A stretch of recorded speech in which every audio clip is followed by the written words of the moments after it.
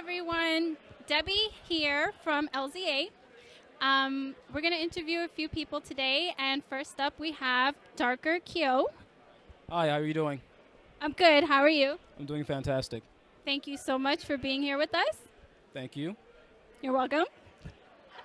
So I'm going to ask you a few questions about the FGC, what game you play, why, and what you think we could do differently in the community. So more specifically, I'll ask you, why do you compete? Why do I compete? Yes. This might sound a little strange to some people, but I compete because it's an innate form of expression. Like I have to compete. When I step into the FGC and I actually fight against people, I feel like a part of me is alive. And I'm not sure if that makes sense to most people, but it's like I was born to fight and born to do this. So, Yeah, it sounds like a competitive nature you have. I guess you can say that. Okay, that's good. That sounds perfect for the FGC. Okay, so the next question I have is, why Tekken? Geez, I never thought about that question before. Tekken is one of the first games I actually started, and it was the first game I actually became good at. And why Tekken is because, apart from most of my friends being on there,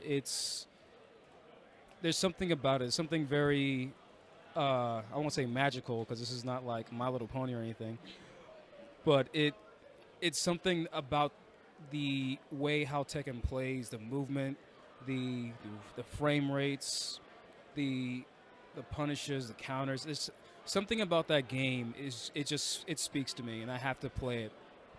So it's the complexity of the game? I guess that's the best thing to say about it. Yeah, it sounds challenging and it's rewarding when you play, right? Oh, you have no idea. I have an idea, a small idea. So my last question for you is, what do you think could make the Tekken community better? I mean, it's good right now, or just, however you feel about it right now, things could always get better, right? So what do you think could make the community better? To make the community better, I think a large placement needs to be on taking the newcomers under the OGs or the older players' wing. OGs, you mean original gangsters? Sorry, I meant original players, so it would be OPs. OP, okay. But well, it does help. You may have seen one of my how did I say it? Not pupils, but kind of like a protege. Just a shout out to Axel Stone 12, by the way. He's somebody that I decided to take under my wing, and I'm currently teaching him how to effectively punish and how to become a better player at the game. And I'm not saying that people don't already do that, but I think sometimes even making the effort to reach out to new players that enter the fray and say, hey, I'm willing to help you if you are willing to listen. Just being bold in that statement or being bold with that would definitely help the community a lot better. So it sounds like you want more advanced players to take newer players under their wing and teach them the ways of the game, right? Yeah, and if you really think about it, that's the best way for a game to have longevity, because eventually you're going to get older and you're not going to be able to keep up with the newer players.